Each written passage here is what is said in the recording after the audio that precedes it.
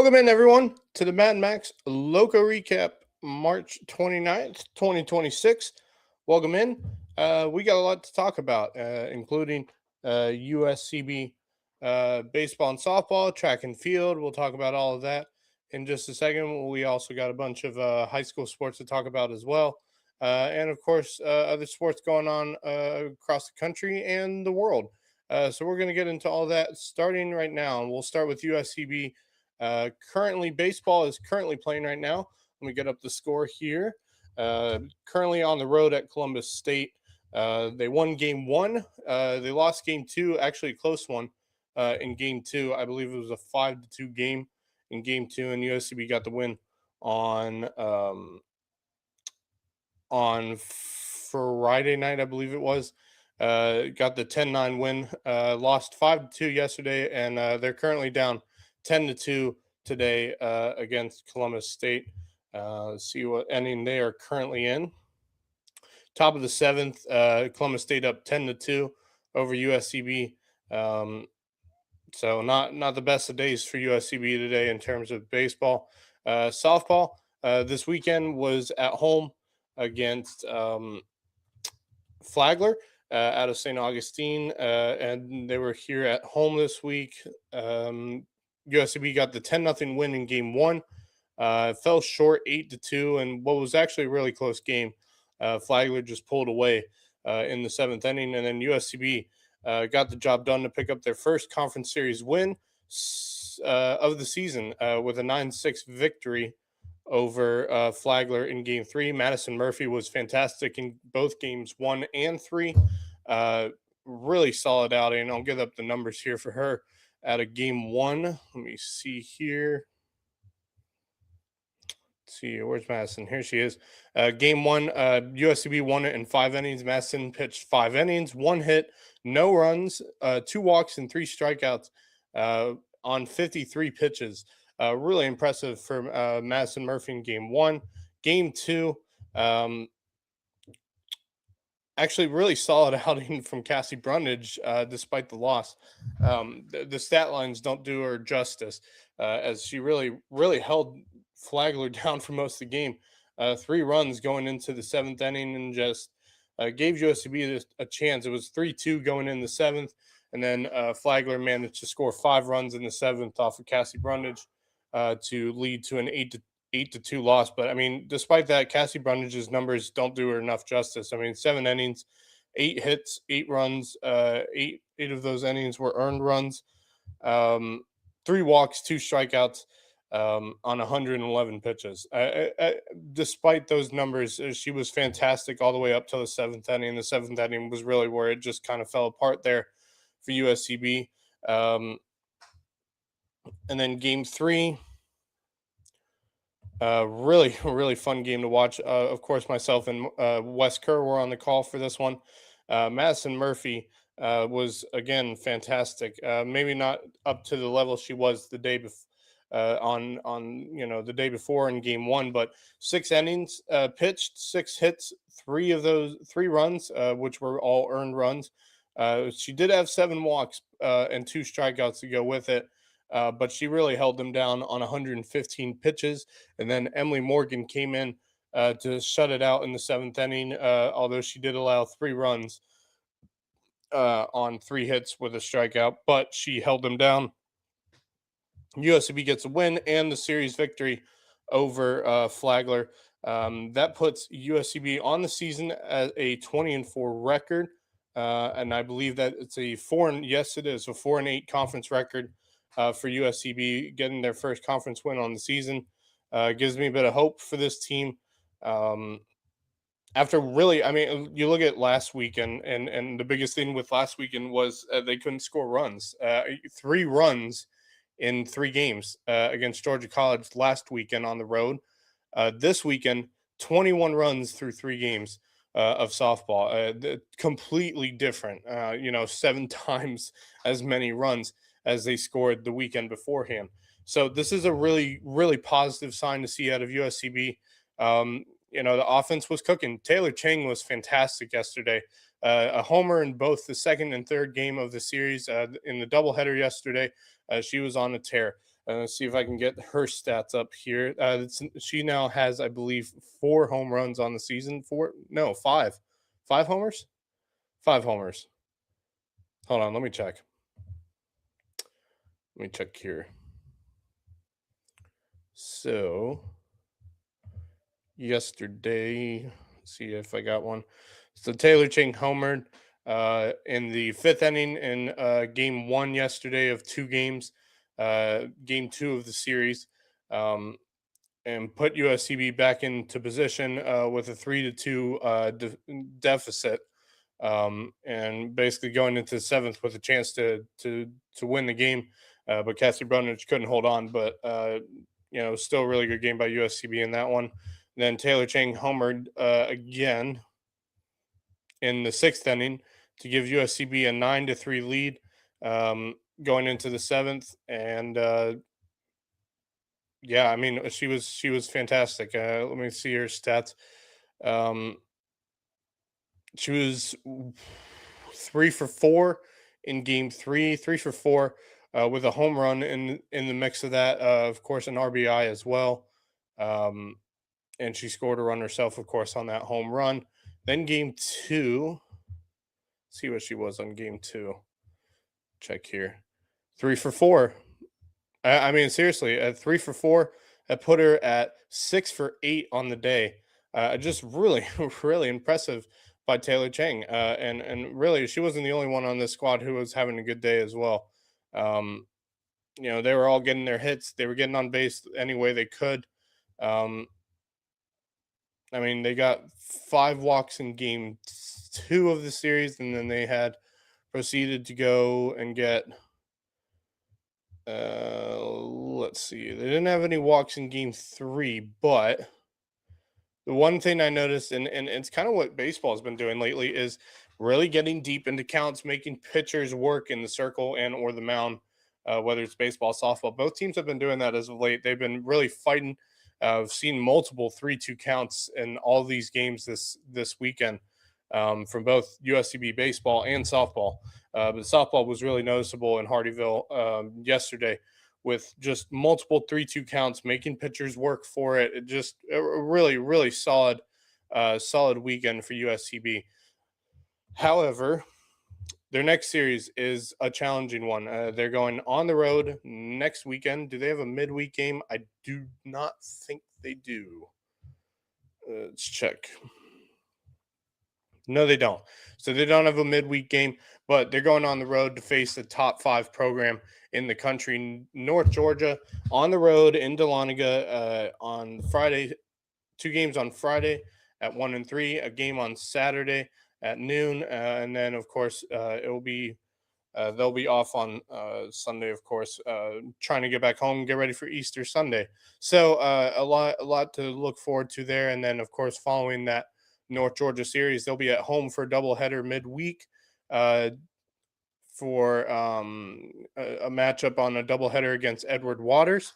And then they got a big series that coming weekend, the 11th and 12th, on 2 games on Saturday and a game on Sunday, against Middle Georgia State.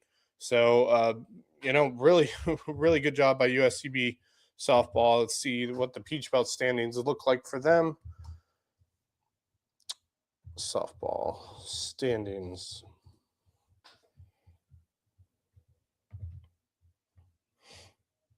Yeah, so North Georgia 10-2 in conference play. USCB is now sitting tied for second to last with a 4-8 record, but they are not far out of it. I mean, honestly, 2 teams at 7-5, 2 teams at 6-6, USC Aiken at 5-7, and then 2 teams at 4-8, like very close with each other. So there's a really good shot here for USCB, especially against the upcoming series against Middle Georgia. And look, the other thing is that North Georgia has struggled against USCB before. They struggled this last year in the excuse me, in the series they had last year against each other, where USCB took 2 out of 3 games against North Georgia to get themselves in the position to get into the conference tournament. So really, really big series coming up for them next weekend. if they can play like they did this weekend, they got a shot against North Georgia, but that's a tough opponent to go on up against. But we'll see how it goes. So that's their upcoming schedule. Let's look at baseball. Baseball currently in the top of the eighth, still down 10-2. I have a feeling that might do it for them in this series. So Columbus State will take the series if the score holds, and USCB will move on to their next series. And I will get their series up here, or their schedule, excuse me. Let's see here.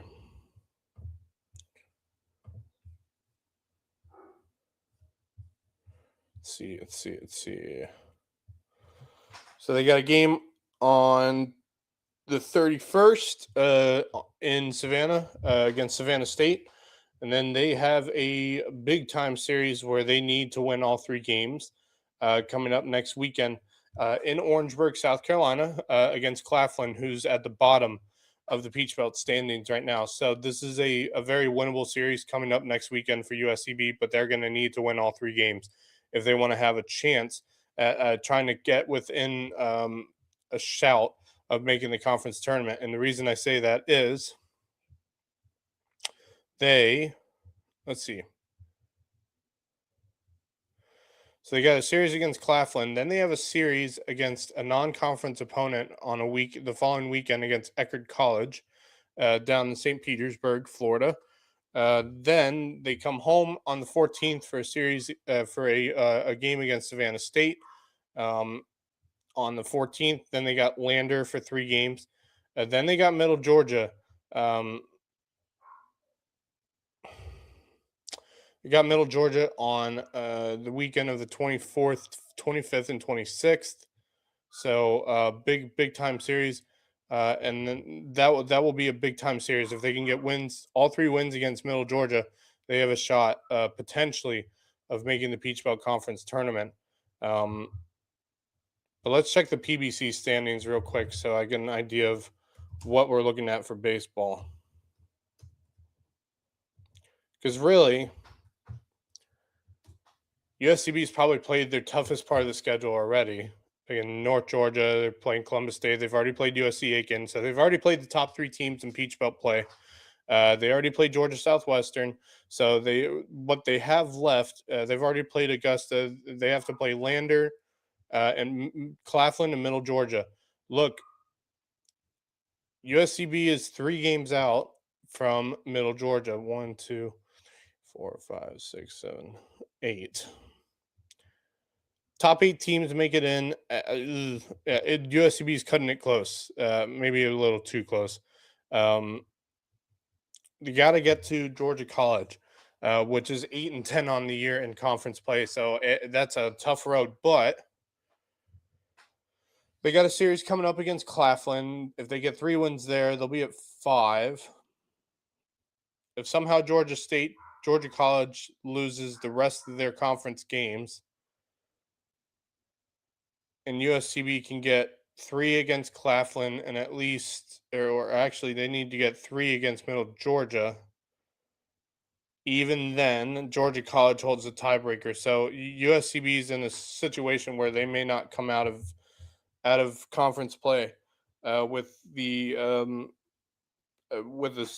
bid into the Peach Belt Conference tournament. So I think USCB is kind of right now, currently, unless something miraculous happens, they're kind of dead in the water at the moment.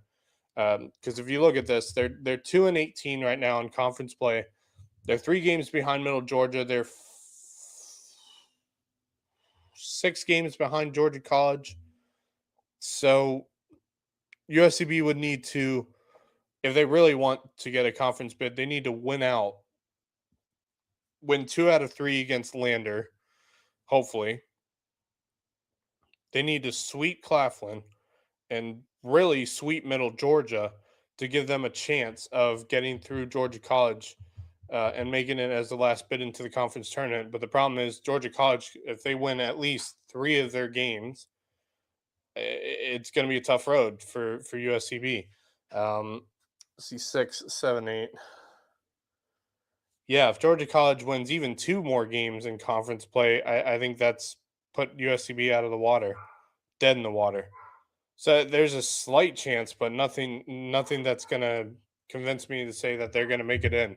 So it's gonna be interesting to see what they do, how they do it. But give USCB some credit over the last 2 weekends or so. They've been playing some pretty good baseball. That last game that myself and Wes Kerr were on the call for against USC Aiken got the huge inning to give them a shot of winning the game. Ended up winning the game in that final game of the series against USC Aiken. Then come in hot, on fire, playing really good baseball in game one against Columbus State. They played a pretty good game in game two, and it's just kind of fallen apart for them here today in game three. Basically basically had a bullpen day today as they decided to pitch Ian Barnes yesterday, which it did work against USC Aiken. It just didn't work this week. I want to see Ian Barnes start, but I kind of get why they thought going with a bullpen day would be a good idea. It kind of worked last weekend. See if it works this weekend. It didn't. So now they got to get back to the drawing board on what to do next for USCB baseball. But it's been an encouraging couple weekends to see the offense click and score runs. USCB has done a really good job of finding ways to get on base and score runs, but the pitching has let them down a little bit over the season. So it's been their biggest struggle. So a long road to get that last spot in the Peach Belt Conference tournament, but it's going to be interesting if they can get in there.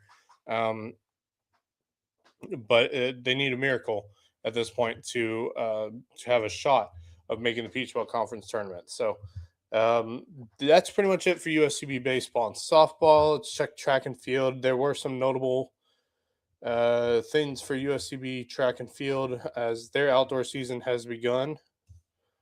Let's see here, they were currently at the what was it called? I remember doing this yesterday while on the air. Oh boy, let's see here. Yeah, the Blueberry Invitational. That's right. They're at the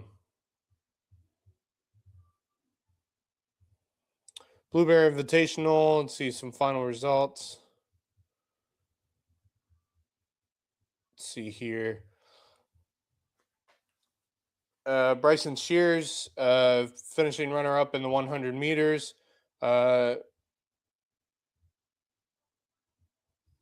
Elijah Lewis, the 200 meters, finished seventh.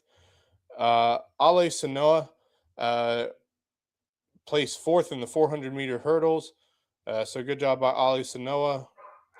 Zachary Voles finished second in the 1500-meter, with Braxton Talley was in the top five for the 1500 meters, and Drake Edmonds was seventh in the 1500 meters. So really good showing in the 1500 meters for the men's. Jason Joe's, Jason Joe's fifth place finish in the discus throw. Devin Watson finished eighth, and Jackson Allen ninth in the discus throw. So good showing by them there. High jump had two top five finishers. Channing Robinson won the high jump event. Jaden Rodriguez finished fifth in the high jump as well. So two guys in the top five for that. Pretty impressive.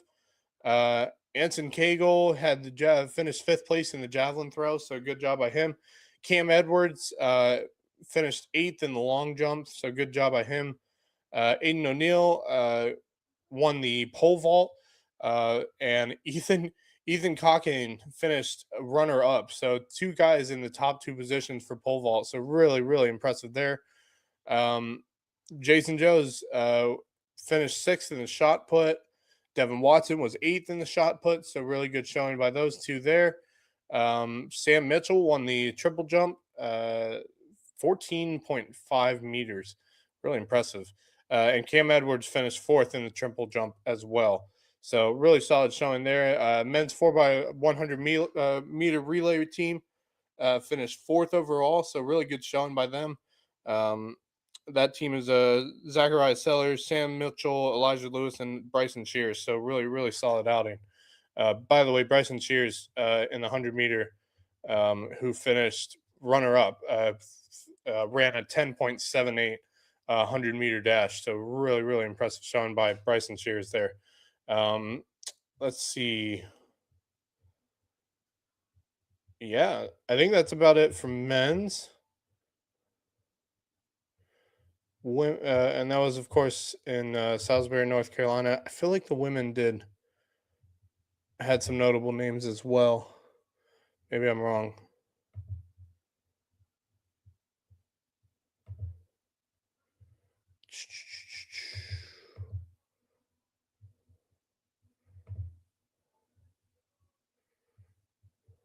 Let's see, women's track and field.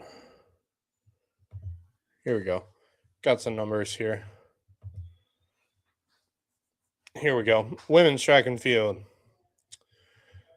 Let's see. Two women in the pole vault finished first and second. Sydney Lee won the event at the Blueberry Invitational. Casey Thompson finished second. Diana Rivers placed 15th in the 100-meter dash. Melanie Simmons finished 15 in the 200-meter dash. Chandler Riley and Avery Farrington both finished in the top 10 in the 1500 meter. Riley finished 7th with Farrington finishing 8th. So good showing there. Let's see. Sophia Stalford. Did she win? No, she finished 8th in the discus throw. Patton Casto finished 7th. That's not right.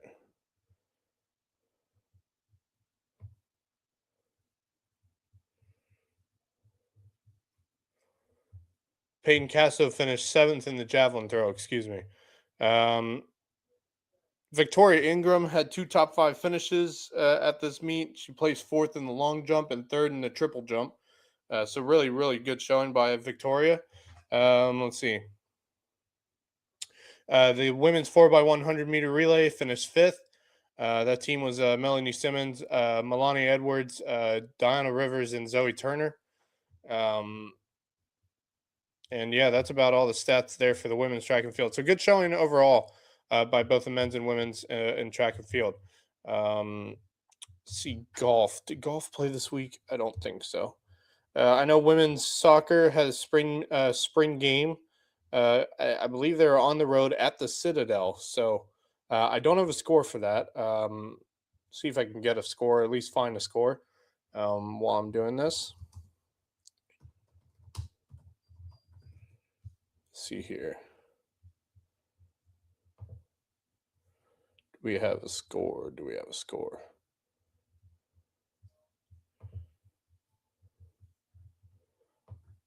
I do know one thing. USCB men's golf team is currently top 10 in the Southeastern region rankings for the NCAA. Currently, I believe ninth in the region rankings. So good showing for the USCB men's team. If they can continue, I think they have a good showing up ahead at the Peach Bowl Conference tournament. So yeah, let me see if I can get men's golf. Let's see, women's.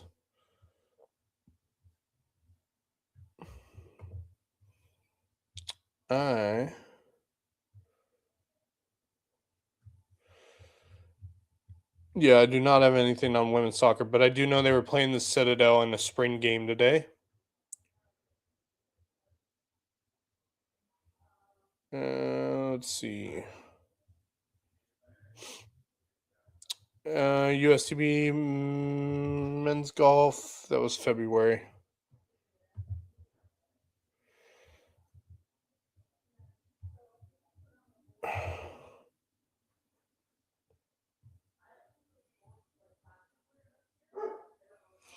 So this past week, University of South Carolina men's golf team was at the Tennessee River Rumble. finishing fourth as a team. So good job. Three individuals inside the top 10 on the leaderboard. Nikolai Holm finished fourth overall in the tournament, earned a spot on the all tournament team. Total score of 871. So as a team, so really good showing. Holm posted a score of 215. Had a 2 under par round in the first round. Was even par in the third round. He recorded 9 birdies and a team high 37 pars over the course of that tournament. So really good showing by Nikolai Holm. Octavio Laurent finished.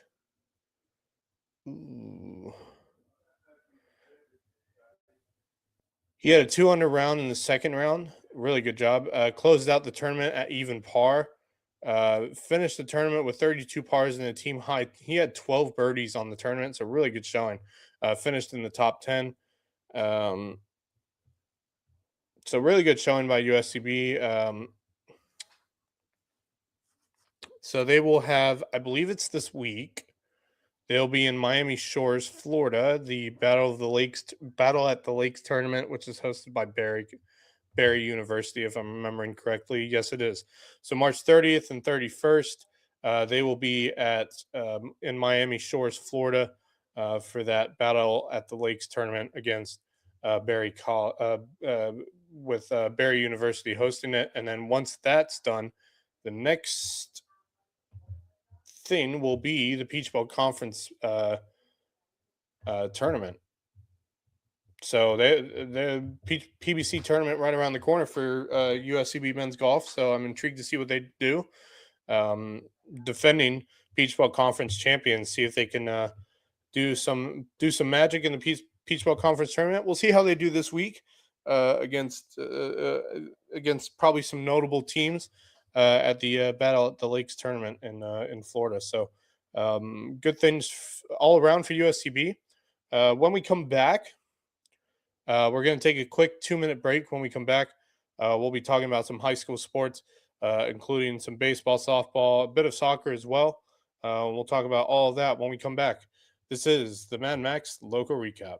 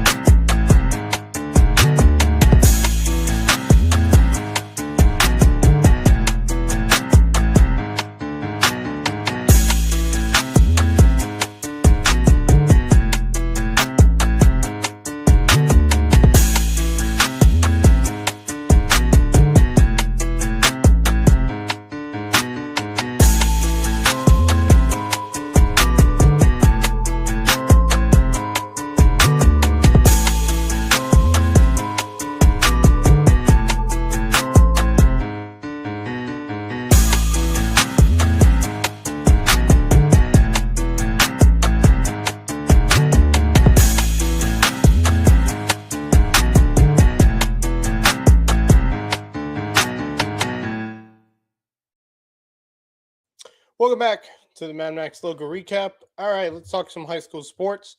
We'll start on Monday. High school baseball in full swing now with region play in South Carolina High School League as well as Skeeza.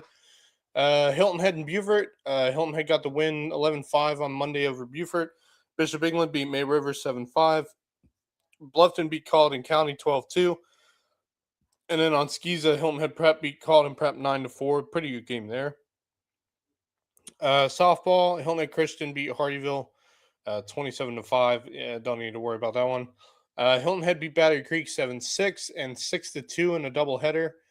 Colleton County took down Branchville 3-2, so a good win for Colleton County. Girls soccer, Hilton Head Prep took on Charleston Collegiate. I don't have a score for that one. See if I can find it.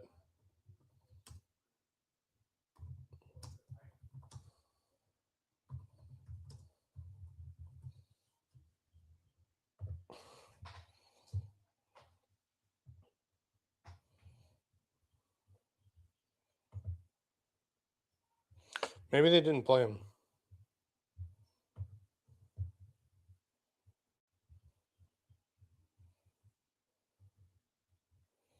Oh, no, they did. They won 10-0. I don't know why I didn't know about that score. So 10-0 win for Hilton Head Prep over Charleston Collegiate. Beaufort Academy girls beat Patrick Henry 2-1. Northwood Academy stomped Colleton Prep 10-0. Boys soccer, Colleton County beat Barnwell 4-0. Hardyville stomped on Denmark Olar 10-0. Royal Live Oaks beat Ridgeland 3-2. And BA took down Patrick Henry 4-1 in boys soccer. Beaufort was playing South Effingham boys lacrosse. Do I have a score? No, I don't. See if I can find it later on. Tuesday, Hanahan and Battery Creek started a region matchup. Hanahan stomping on Battery Creek in both games. It's a good baseball program. 18-0, 16-0 was the scores for that game. And the softball team did no better for Battery Creek. Hanahan won 17-0 in that game. British Prep Baseball takes down Edisto 16-4. Lake Marion beats Whale Branch 20-4. Hilton Head Christian gets the 12-2 win over Lawrence Manning. And Thomas Hayward takes down Beaufort Academy 9-2. Other softball, Edisto edges out Bridges Prep 14-13. Then girls soccer on Tuesday, Hilton Head beat Colleton County 13-0. AJCA beat First Baptist 7-1. Hilton Head Prep stomped on Savannah Christian 10-0. That Hilton Head Prep team is good. Oceanside Collegiate beat Battery Creek 10-0. Hampton County beat Barnwell 5-1. Edisto at Bridges Prep. I did not see a score for that one. Let's see if I can find it. Prep soccer.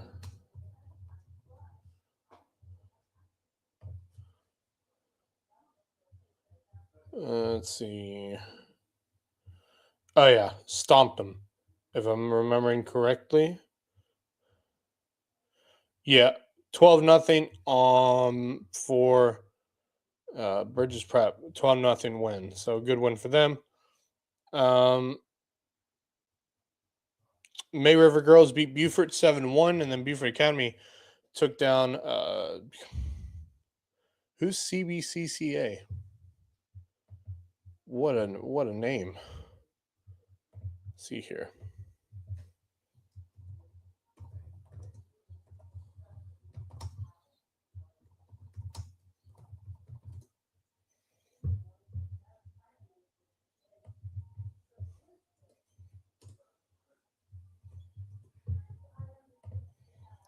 See, who did they play on Tuesday?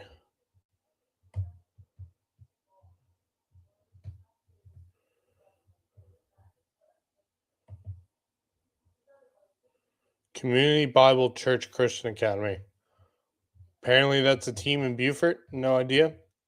Doesn't matter. Beaufort Academy won 7-2. Let's see here. Who else? So that's it for girls soccer on Tuesday. Boys soccer, May River gets the win 6-1 over Beaufort. Hilton Head takes down Colleton County 3-0. Bishop England gets the win over Bluffton 1-0. Good game there. Oceanside beats Battery Creek 5-0. Hampton County takes down Barnwell 8-0. Whale Branch at Lake Marion, I don't have a score for. Bridges Prep beats Edisto 7-1, so that boys soccer team for Bridges Prep's looking kind of strong. JP2 boys soccer takes down Patrick Henry 6-0. That's Tuesday's scores. Wednesday, Hilton Head baseball takes down Beaufort 12-0. May River takes down Bishop England 11-6. Bluffton beats Colleton County 7-2. Hilton Head Prep takes down Colleton Prep 6-3 in a good game there. Softball, Colleton County beats Bluffton 14-7. May River beats Hilton Head 13-6 in softball. Colleton Prep against Hilton Head Prep. Those are scores I don't need to share with everyone because those were just beatdowns. I don't need to go there with that one. So that was it for Wednesday. Thursday, Bluffton baseball taking on Colleton County 1-10-2. JP2 smacks Camden Military 16-2. Bridges Prep beats St. John's 6-1. AJCA takes down the Savannah Jaguars 6-2, and then Hardyville getting the 17-2 win over Ridgeland, and of course a former player of mine while I was coaching at Hardyville, Eduardo Santiago, with the no-hitter against Ridgeland. Softball, hand-to-hand takes down Battery Creek 15-0. Legacy Christian gets the 22-12 win over North Walterboro Christian. How about that?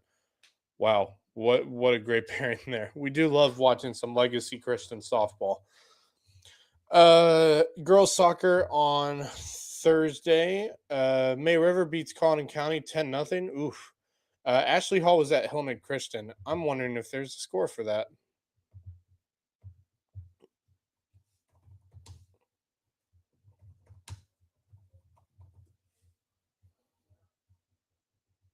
See if we got a score against Ashley Hall. Ashley Hall is usually pretty good at women's soccer, so it'd be interesting to see what Hillman Christian Academy did. They got the win over Ashley Hall, 2-0. How about that? Boy, this team's looking good. Their 3 losses were a 2-0 loss and a close one against JP2, 2-1 overtime loss to Pinewood Prep, and a 3-1 loss against Porter Goud, which are, I think, the top 3 teams in the 4A division for soccer. So AJCA is showing out. The girls' team's pretty good, especially with a win over Ashley Hall. So AJCA beats Ashley Hall 2-0. Battery Creek gets a win over Orangeburg because Orangeburg forfeited. Hampton County girls take down Barnwell 7-0. Bamberg played Ridgeland. I don't have a score for that one. Royal Live Oaks girls take down Hardyville 4-1. And JP2 was playing Palmetto Christian. I would assume JP2 got the win in that.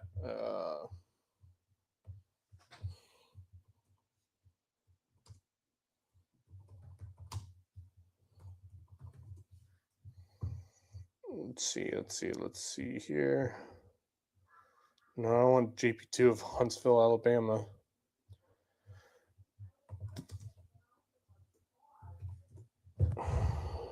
Here we go. Let's see here. Yeah, they definitely got the win. They're undefeated right now. 6-2 over Palmetto Christian. Let's see what else. Boys soccer, May River takes down Colleton County 10-0. Orangeburg Wilkinson was playing Battery Creek. I think Orangeburg won that game, but I'll have to take a look. Hampton County beat Barnwell 4-1. Hardyville takes down Royal Live Oaks 3-1. That's Battle of Hardyville right there. Pretty big matchup too. Usually both of those teams are pretty solid. Bamberg Earhart beats Ridgeland 4-2. JP2 is playing Palmetto Christian's boys teams. See if I have that.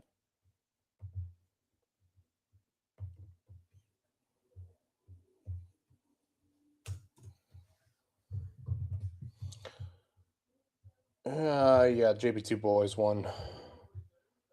What was the score? 3-0 over Palmetto Christian. Okay. So that one's there. I'll have to put these scores in later. AJCA takes down Frederica Academy out of St. Simon's Island. They won 5-0 in boys soccer. Girls lacrosse, the one score I have, Bishop England takes down Beaufort 15-4. I do not have a boys score for Bishop England Beaufort, but I do have a score for Hilton Head Bluffton. Hilton Head boys lacrosse is looking really strong. 15-4 win over Bluffton.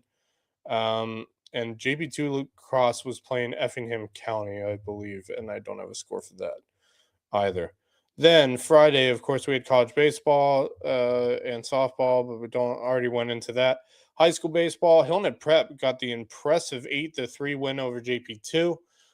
So that's a very interesting score. I wonder how good this Hilton Head Prep team is, because they've had a couple games where I'm like, yeah, they got the win, but it was closer than I would think. But an 8-3 win over that really solid JP2 team is pretty impressive. Battery Creek was at Hanahan. I'm sure they lost that one. Hanahan's just so good. May River 14, Bishop England 4. May River tore Bishop England up after they won the first game of that series this week. May River just stomped on Bishop England in that final game. Hilton Head beat Beaufort 10-0. Bridges Prep beat Edisto 10-0. That Bridges Prep baseball team, keep an eye on them because they are really good looking and they got some really good players on that team. Whale Branch was at Lake Marion, but I'm sure Lake Marion won that game. Whale Branch is a bit down this year in terms of their baseball program. Colleton Prep beats Thomas Hayward 12-3, and then AJCA was down 10-6 going into the fifth. On the road at Lawrence Manning, proceeded to score, what was it, 8 unanswered runs? Let me get my Game Changer app up here. Sorry. I was watching Clarkson's Farm on Prime Video, just if you wanted to know. Let's see, Game Changer here. Where's that score?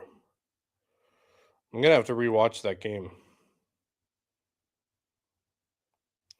Get the box score here. So Hilton Head Christian was down 10-6 in the fifth inning. They proceeded, well, going into the fourth, they were down 10-5. 4, 5, 6, 8, 9, 10. And then Hilton Head had, so 10-6 going into the fifth. Proceeded to score 2, 3, 8 runs unanswered to win 14-10. Scored 5 runs in the seventh to give them the lead, and remain undefeated in region play and in 4A play overall, as they take down Lawrence Manning 14-10.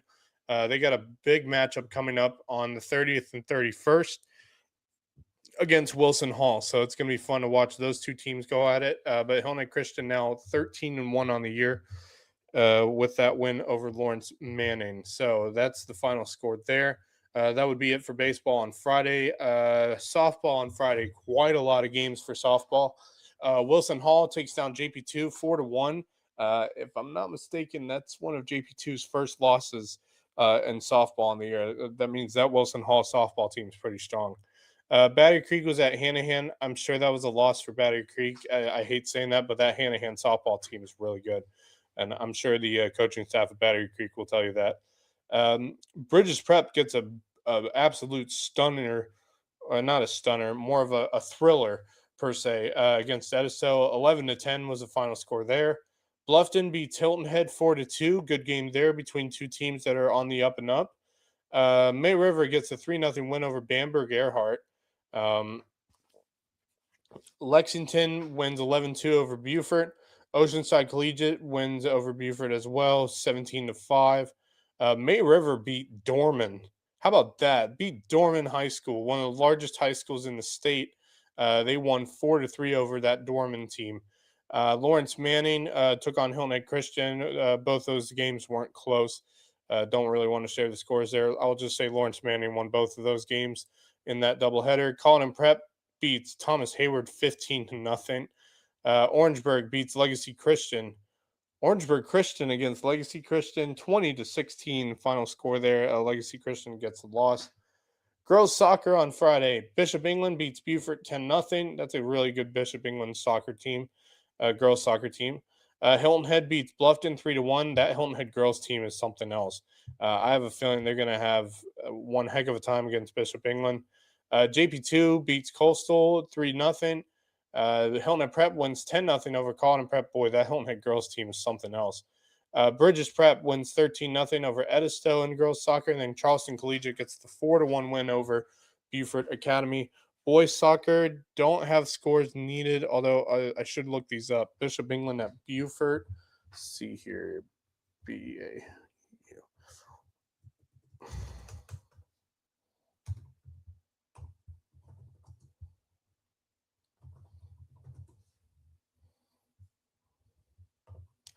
See here.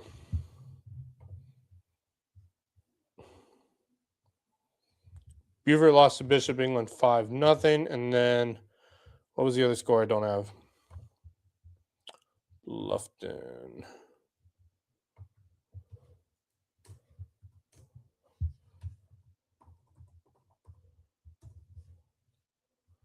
Lufton soccer.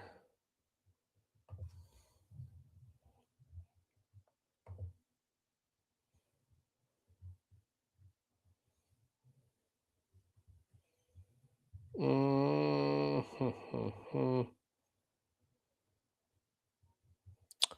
tie at 1 apiece in double overtime. But that would have gone to a shootout, so I'm not sure what's going on there. Please tell me there's another score here. There we go. Shootout. Hilton Head won 5-4 in a shootout. So official score was 1 apiece, and then Hilton Head proceeded to go shoot 5-4 on Bluffton. So Hilton Head gets the win there. Let's see here. Whale Branch beats Lake Marion 7-0. Ooh, maybe Whale Branch beat Lake Marion earlier in the week. I'll have to take a look at that. Bridges Prep beats Edisto 8-0. JP2 beats Coastal 5-1. Hilton Head Prep 2-0 over Frederica. Beaufort Academy 3-2 over Charleston Collegiate, and that goes into Saturday. Girls soccer. Dixie beats Battery Creek 4-0. Academic Magnet took down Hardyville's boys team 4-0. Don't need to worry about that one. Wando beat May River 4-2. That Wando team must be good. Girls lacrosse. Hilton had 19. Academic Magnet 2. Academic Magnet boys beat Beaufort boys lacrosse 14-4, and then May River takes down Christchurch lacrosse 4-3. Good win for them. Anything else? No, that's it for the week. Big week coming up for a lot of teams out of the area. A lot of notable games. You can go check out all the upcoming games for your high school that you support. So that's all the scores there. Obviously, a lot of teams to keep an eye out on, and we'll go over a lot of that on the Loco Sports Lowdown Monday. But definitely across baseball, Bridges Prep and Hilton Head Christian are, and JP2, Hilton Head Prep with that win over JP2 are really those eye-opening teams right now. May River is also on that list as well. They're looking pretty good. So a lot of stuff going on. We're in full swing here. Spring is in high gear, which is really just the title of this show. So it's going to be a good rest of the season. I'm looking forward to potentially getting out to watch Hilton Head Christian play against Wilson Hall on Tuesday at home. Should be fun. We'll see how it goes. Wilson Hall's usually got a strong baseball program, so we'll see how Hilton Head Christian can fare. They play on Tuesday on the road at Wilson Hall, and then they'll be back at home on Wednesday. So I'm excited to get out and watch them. On my birthday, on the 31st, I'll be turning 25 years old. 25 for me. Getting older. Yeah, whatever. All right, we're going to take a quick break, about 2 minutes or so. When we come back, we'll be talking about some other things going across the world of sports, including Tiger Woods doing it again, getting himself in a car accident. We'll talk about all of that and more when we come back. This is the Mad Max Lowco Recap.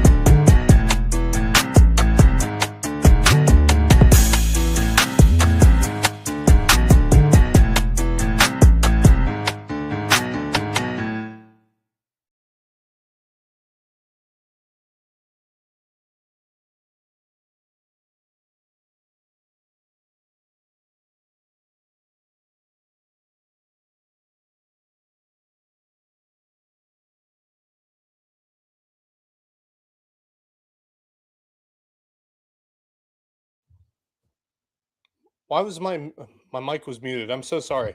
Welcome back to the Mad Max Loco Recap.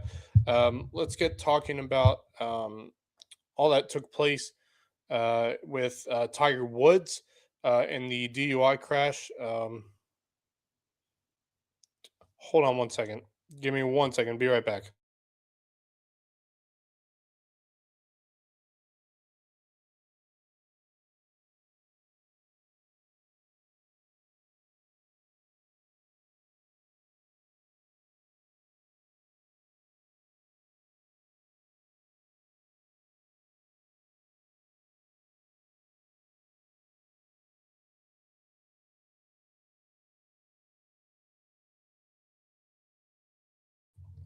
Okay, I'm back. Sorry, I had to check something real quick.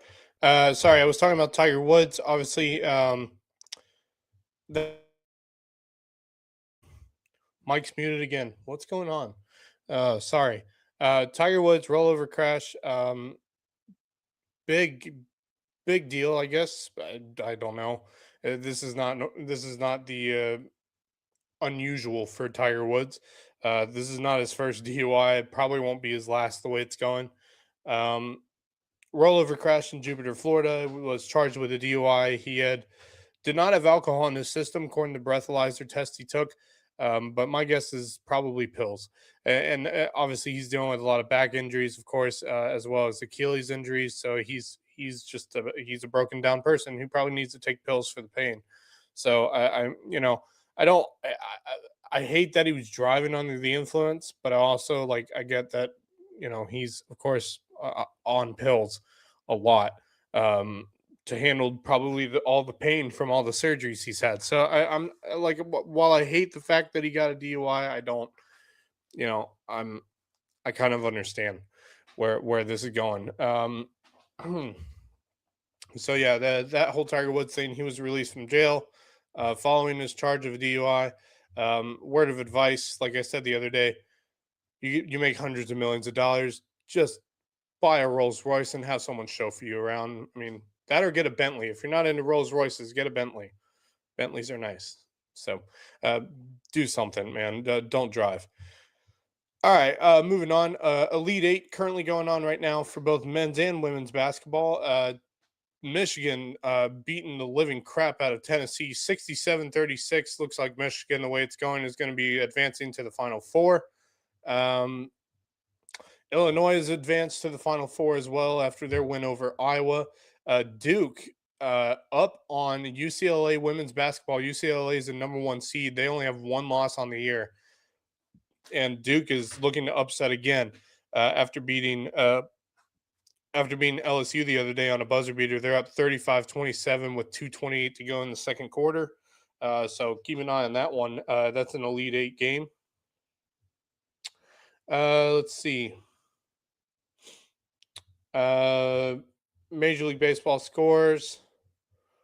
Let's go over the full scoreboard here.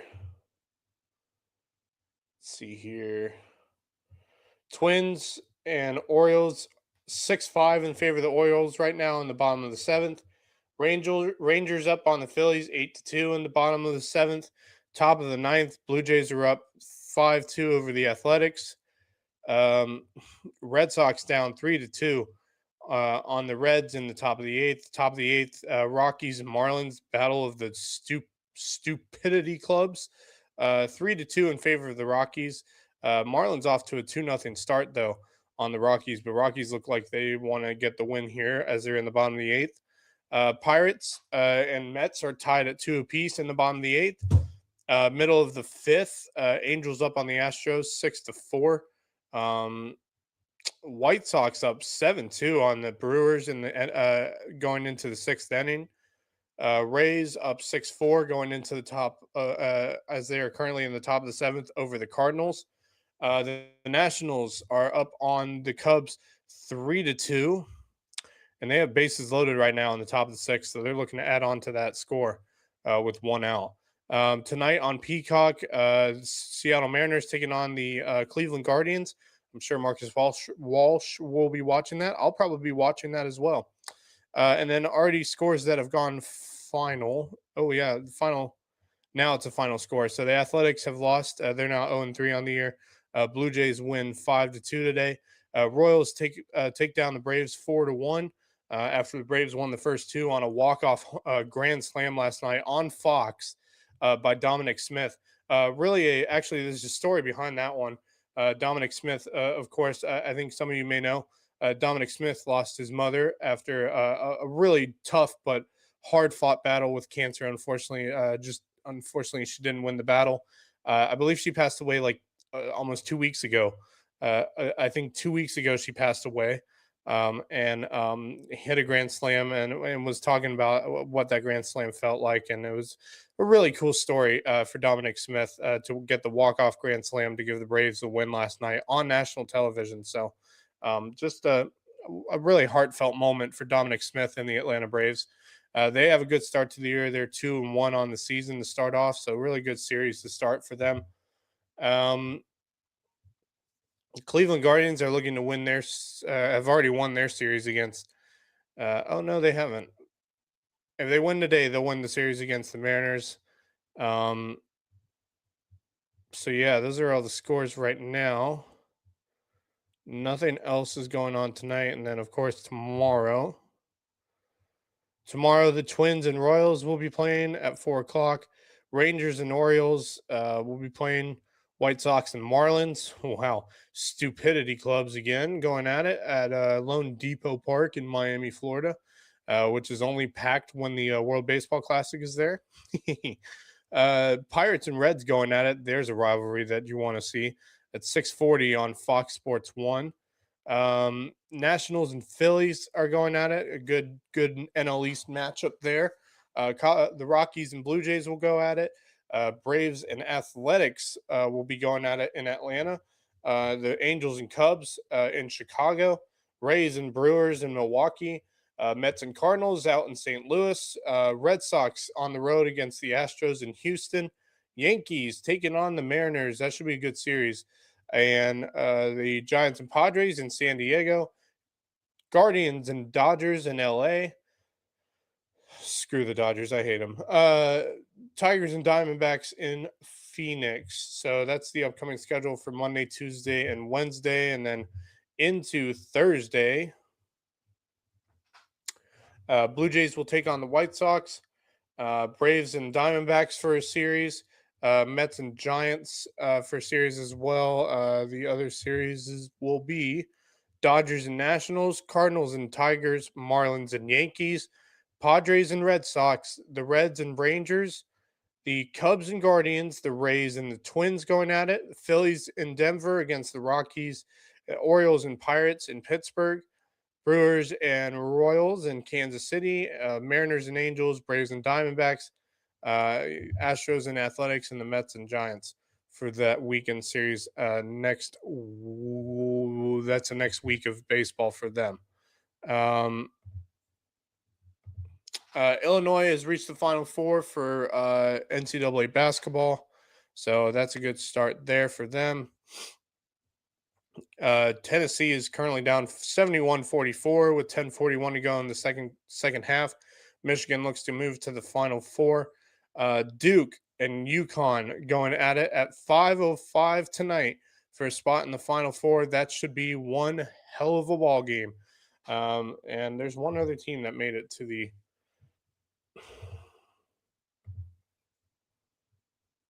Arizona. That's right. Arizona took down Purdue. So Arizona and Purdue are in the Final Four, and one of these teams, Michigan, will also head to the Final Four. So two number one seeds will be in the Final Four, and let's see if the third one seed can make it as well into the Final Four. So Illinois, who's I believe a 2 seed. They're a 3 seed. 3 seed, 2 1 seeds potentially now with Michigan up big on Tennessee. And then Duke looking to be that number one seed to make it into the Final Four and what should be a great Final Four. So yeah, Duke at halftime in women's basketball currently up 39-31 on UCLA. Let's see any other women's scores. UConn beat Notre Dame 50-72, closer game than you want it to be if you're UConn, but not really. So they move on. Who played yesterday? Oh yeah, big games yesterday.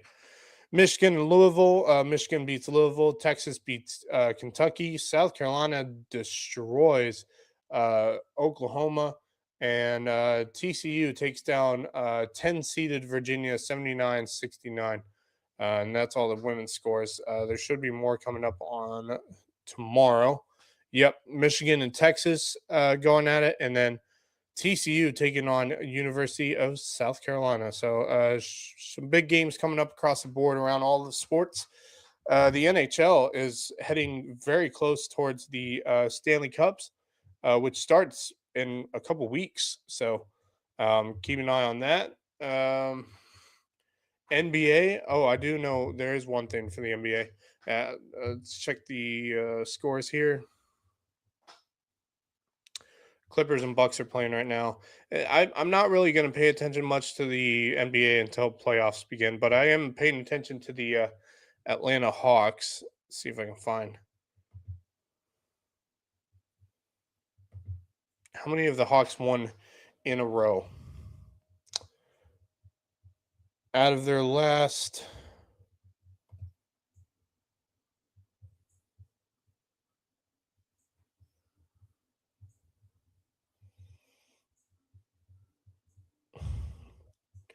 3, 4, 5, 6, 7, 8, 9, 10, 11, 12, 13, 14, 15, 16, 17. In the last 17 games, they are 15-2 in their last 17 games. Pretty impressive. With some wins against Golden State, they beat Detroit in overtime, 130-129. Fell just short against Boston on Friday, and then they destroyed Sacramento on Saturday. And they got Boston coming up again on the 30th.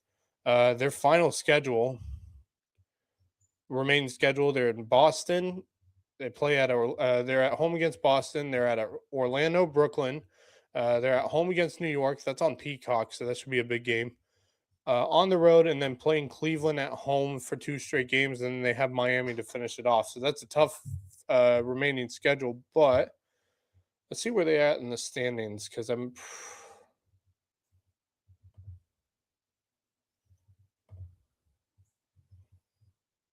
Yeah, Atlanta Hawks have been on a tear.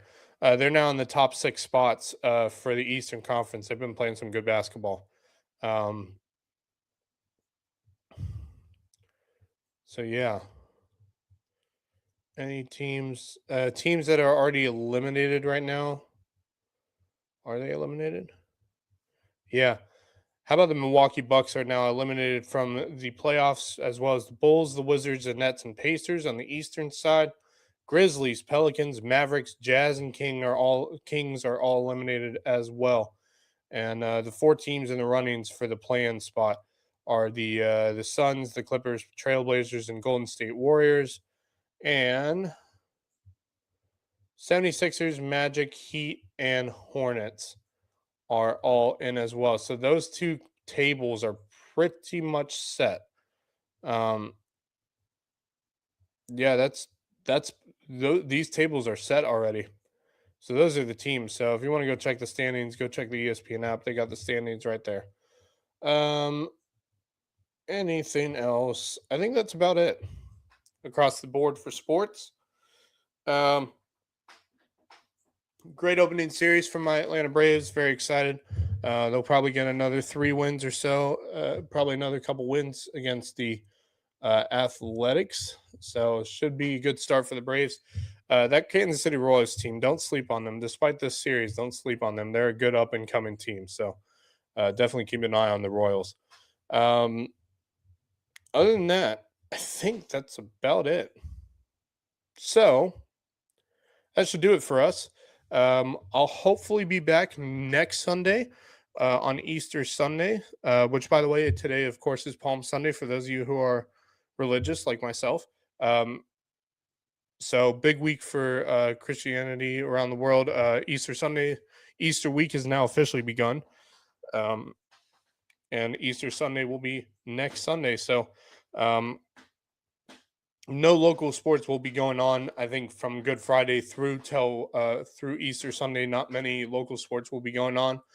College sports, I think we have a few games for, baseball and softball, and we'll get to all of those next weekend.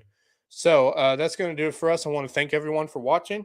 I want to thank you, the viewers, for continuing to support myself and the rest of our Loco Sports crew: Justin Jarrett, Marcus Walsh, Wes Kerr, Kevin Libby, Javon Livingston, and the list goes on.